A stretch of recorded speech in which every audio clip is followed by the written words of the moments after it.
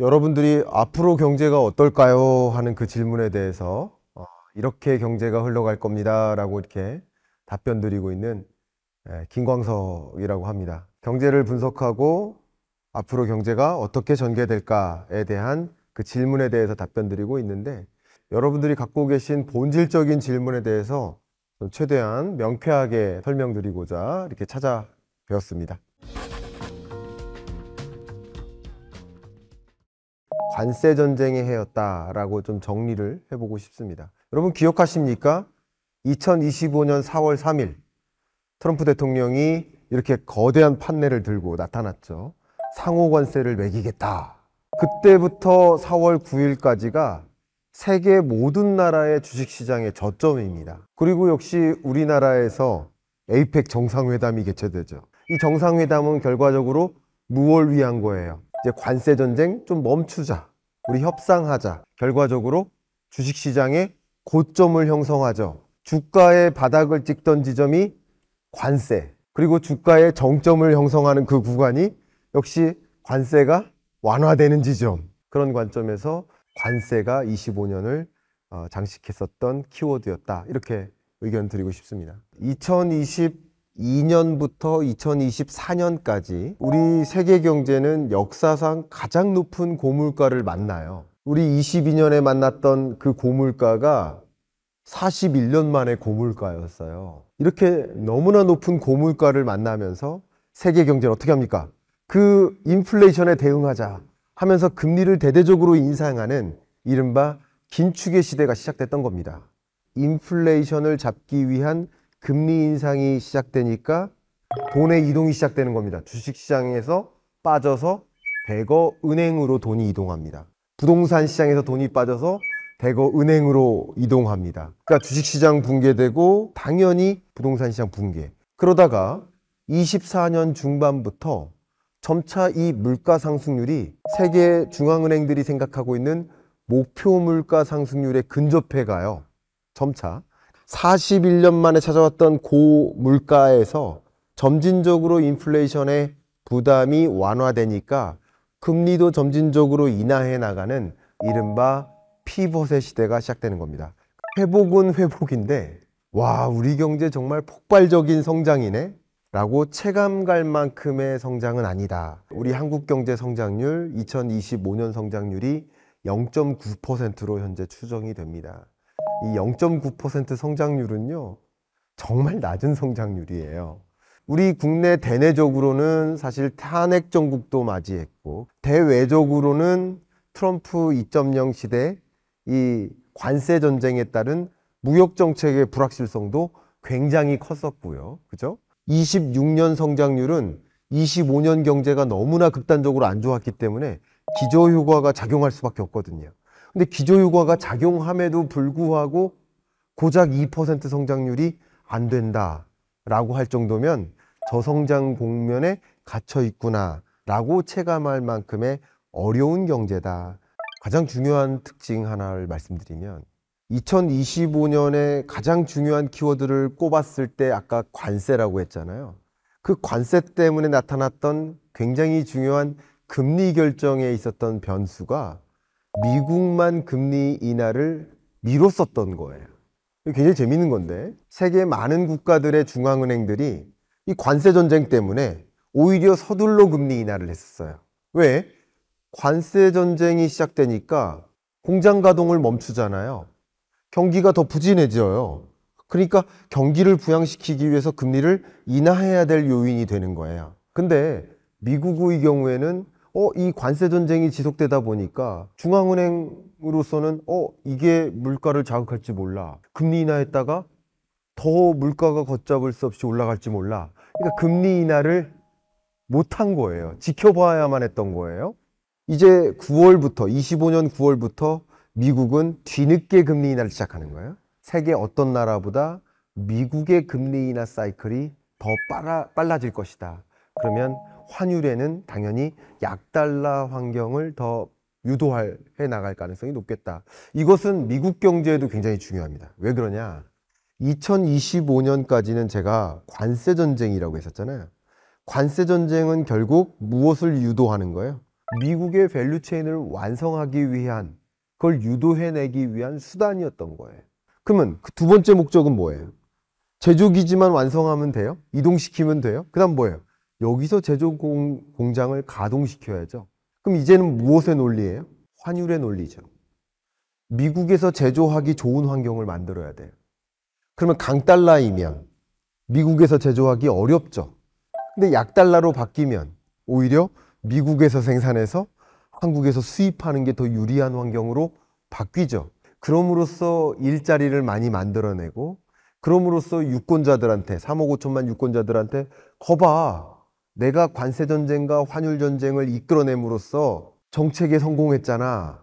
그러니까 공화당을 찍어줘. 중간선거를 유리하게 이끌어내기 위한 정책을 이끄는 겁니다. 이런 것들이 맞물릴 것이라고도 또 유추해 볼 수 있겠죠. 한국은행으로서는 깊은 통화정책의 딜레마에 빠져 있다. 그리고 통화정책에 대한 의사결정에 신중을 가해야 되는 그런 시점에 놓여 있다. 두 개의 화분이 있어요. 하나는 화분이 메말랐어요. 당장 물을 줘야 돼요. 또 하나의 화분은 물이 너무 흥건해요. 물을 더 주면 뿌리가 썩어서 죽을지도 몰라요. 자, 두 개의 극단적으로 다른 화분이 놓여져 있어요. 근데 만약에 이 통화정책이 물뿌리개라고 한다면 물이 부족한 화분에게만 물을 주면 돼요. 근데 이 통화정책은 물뿌리개가 아니에요. 비와 같아요. 이 두 개의 화분 중에 물을 더 줘서 죽일 건지 물을 안 줘서 죽일 건지 뭐가 더 위험한지를 판단해야 돼요. 한국은행의 의사결정에 있어서 고려해야 될 것이 세 가지가 있는데, 크게 하나가 물가 안정 여부입니다. 두 번째가 경기 안정, 마지막 세 번째가 금융 안정이에요. 근데 물가 안정이라는 것을 고려한다면 한국의 물가 상승률 2% 수준을 밑돌아요. 여러분들이 체감하시는 물가는 물론 한없이 높을 거라고 생각합니다. 근데 한국은행이 판단하는 물가의 기준은 점심 가격이 아닙니다. 물가 상승률이에요. 근데 그 물가 상승률은 2%가 안 돼요. 이대로 놔뒀다가는 일본처럼 잃어버린 20년, 30년 디플레이션에 빠질 수도 있어요. 두 번째, 경기를 판단해 보겠습니다. 경기는 제가 더 이상 강조하지 않아도 우리 경기 너무나 어려워요. 그러면 두 가지, 물가 안정과 경기 안정 여부를 고려한다면 금리를 인하해야 되겠네. 마른 화분 같은 거예요. 근데 이쪽 금융 안정 여부는 물이 너무 가득한 이쪽 화분하고 좀 유사해요. 금융 불안에는 크게 두 가지가 있어요. 대내적, 대외적. 이 대내적 금융 불안은 가장 대표적으로 부동산 시장이 있습니다. 부동산 시장 중에서도 서울 아파트 가격이 있어요. 근데 서울 아파트 가격이 계속 천정부지로 치솟으니까 이게 가계부채 증가와 연동돼요. 그러니까 서울 아파트 가격이 계속 치솟고 이거 잡기 위해서 정부가 대책들을 총망라하고 있는데 여기에 금리마저 인하해버리면 집값이 더 안 잡힐 거 아니에요. 그러니까 금리 인하를 못하는 겁니다. 딜레마죠. 첫 번째. 두 번째, 또 다른 금융 불안은 뭐냐면 바로 환율이에요. 그렇지 않아도 환율이 1,400원대 후반에서 계속 맴돌고 있는데 이 상황 하에서 금리마저 인하해버리면 환율이 더 올라갈 수도 있잖아요. 그러면 외환 보유액이 줄거나 대외 채권이 빠져나가거나 외환 건전성이 흔들릴 수도 있잖아요. 이 두 가지 종류의 금융 불안인 거예요. 마른 화분은 물가 안정과 경기 안정을 고려했을 때 어쩌면 금리를 인하해 줘야 될 것 같은데, 이 젖은 화분, 이미 물이 가득한 화분, 금융 불안이죠.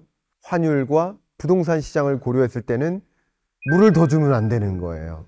그래서 한국은행은 현재 딜레마에 처해 있는데, 그래서 정리를 한다면 환율이 다소 안정화된다면, 두 번째, 서울 아파트 가격이 다소 안정화된다면, 이 두 가지 여건이 어느 정도 안정화되는 흐름을 관측한다면 그 전제하에서 앞에 말씀드렸던 이 마른 화분을 위해서 경기 안정과 물가 안정을 목표 삼아서 금리 인하를 추진해 나갈 것이다. 왜냐하면 아직도 한국은행이 생각하고 있는 중립금리 2%를 향한 여정이 남아있기 때문에. 그래서 아직까지는 딜레마에 빠져 있고 신중한 금리 인하의 여정이 남아있는 것이다. 이렇게 정리 의견 드리겠습니다. 아니, 분명 실물 경제는 안 좋다고 했는데 왜 이렇게 이것저것 다 오르는 겁니까? 여러분의 월급, 여러분의 소득액, 여러분 식탁에 올라가는 반찬의 개수, 우리나라의 수출액, 우리나라의 GDP, 이게 다 뭐예요? 실물 경제예요. 이 실물 경제를 상징적으로 영어로 메인 스트릿이라고 합니다. 메인 스트릿. 우리가 지금 논했었던 금값, 주식 가격, 서울 아파트 가격, 비트코인 가격, 이 자본시장을 월스트릿이라고 표현하면 좋겠습니다. 이 메인 스트릿과 월스트릿 간에 거대한 갭이 벌어져 있어요. 그래서 그 영어 단어가 뭐냐면 The gap between Wall Street and Main Street입니다. 그러니까 실물 경제와 자본시장의 괴리를 보여주는 상징적인 영어 단어입니다. 왜 이게 괴리가 있는지를 지금부터 설명드리겠습니다. 실물 경제는 다 뭐예요? 규모예요, 규모. 양입니다. 근데 자본시장은 다 뭐예요? 자본시장은 가격입니다. 근데 이게 뭐의 차이예요? 가격은 무엇에 의해 결정돼요? 돈의 이동에 의해 결정돼요. 이게 중요한 차이입니다. 가격은 항상 뭐에 의해 결정돼요? 수요와 공급에 의해 결정된다고 배웠잖아요. 수요와 공급. 그 수요가 뭐예요? 돈의 이동이에요. 다른 말로 좀 어려운 표현으로 유동성이에요. 유동성. 경제가 안 좋을 때 금리 인하하지 경제가 좋을 때 금리 인하해요? 이 유동성이라는 장치는 언제 도입하냐고요. 경제가 안 좋을 때 도입한다고요. 그러니까 실물 경제가 안 좋을 때 오히려 자본시장이 우상향하는 겁니다. 금 가격이 오른다. 주가가 오른다. 집 가격이 오른다. 사실 아무것도 오르는 게 아닙니다. 돈의 가치가 떨어지는 거예요. 돈의 가치를 떨어뜨려서 자산 가치가 올라간다. 디베이스먼트라고 합니다. 근데 가만히 생각해 보시면 돈의 가치를 의도적으로 떨어뜨리는 거다. 누가? 중간 선거를 앞두고 트럼프 행정부가 선거 전략을 행사하는 것이다. 자, 주식을 들고 있든 코인을 들고 있든 집을 들고 있든 무엇을 들고 있든 다 부자 되게 만들겠다. 돈의 가치만 떨어뜨리면 돼요. 그럼 뭐 하면 되죠? 유동성을 공급하면 돼요. 환율을 떨어뜨려서 미국 내 생산을 늘리고 일자리를 많이 만들고, 역시 돈의 가치를 떨어뜨려서 자산 가치를 끌어올리는 디베이스먼트도 선거 전략인 거고요. 다 연결됩니다. 다만 트럼프 대통령 입장에서 절대 용인해서는 안 되는 거, 이런 모든 선거 전략을 수포로 만들 수 있는 거 뭘까요? 인플레. 다시 인플레이션이 발생하면 금리 인하를 추진할 수가 없어요. 근데 유동성의 끝은 항상 인플레로 귀결돼요. 그러니까 트럼프 행정부 입장에서는 뭘 고민할까요? 인플레를 찍어 누르는, 인플레를 막기 위한 대책들을 총동원합니다. 원유 공급을 늘려요. 국제 유가를 안정시켜요. 오펙 산유국들과 만나요. 그리고 또 중국과 합의해요. 그리고 중국 히토류 공급 끊지 마라. 적어도 26년 11월까지는 히토류 공급 차질 없이 공급하기로. 그러면 안정적으로 이런 걸 공급하면 원자재 가격이 안정화돼요.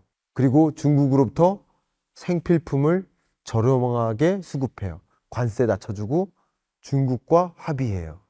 중국의 협조가 절대적으로 필요하고, 오히려 미국이 중국에게 끌려가게 될 가능성이 더 높아졌다.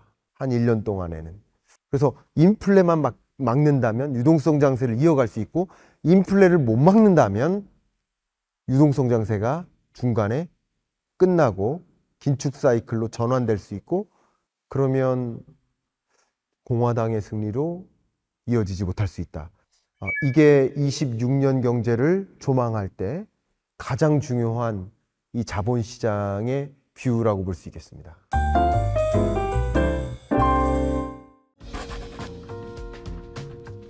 기본적으로 정책 기조를 더 가정하실 필요가 있다고 생각을 합니다. 부동산 시장으로 쏠려 있던 돈을 주식 시장으로 대거 이동시키자 하는 정책 기조 하에 있습니다.